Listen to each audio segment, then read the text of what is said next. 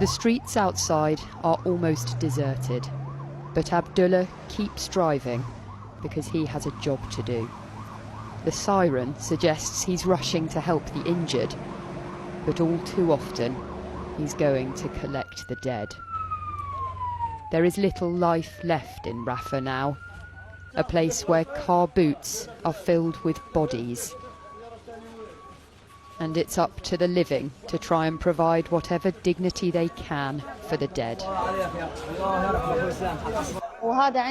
Whole families lie side by side, but separated now by sheets of plastic.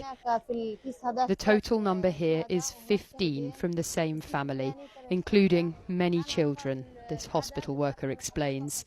In just one bag, there is a woman and 3 kids. She says they'd come to Rafah to escape the fighting. The only survivor is a boy called Hazim. He's being comforted by his uncle, who is now the closest family he has. He lost his mother and 3 sisters and nephews and nieces who were 1, 2 and 3 years old, he says. They are children, unarmed children. They say in West Rafah it's safe, but there is no safe place here.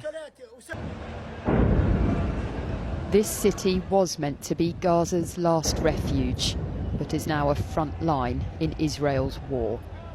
And danger comes from every direction.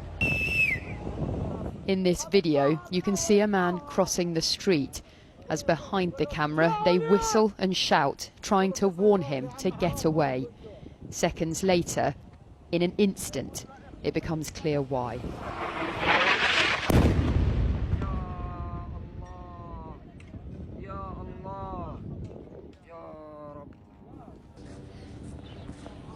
It's no wonder Rafah's once bustling city centre now stands completely abandoned.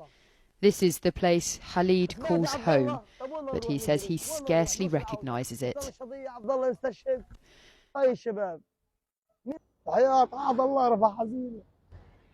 I swear to God, Rafah is very sad. There's nothing left here, he says. We are suffocating now. We can't breathe. We've had fire dropped on us, artillery dropped on us, genocide.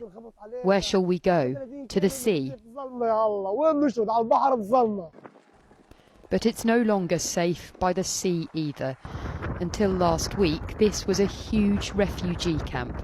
Now all that's left are a few empty tents. Families that have made it to other cities are busy trying to set up their lives in whatever bombed or burnt out buildings they can find.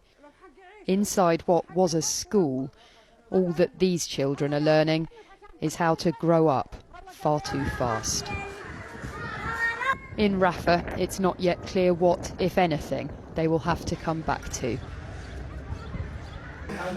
On the ground, a man sobs in silence as it gets harder and harder for anyone to find any adequate words.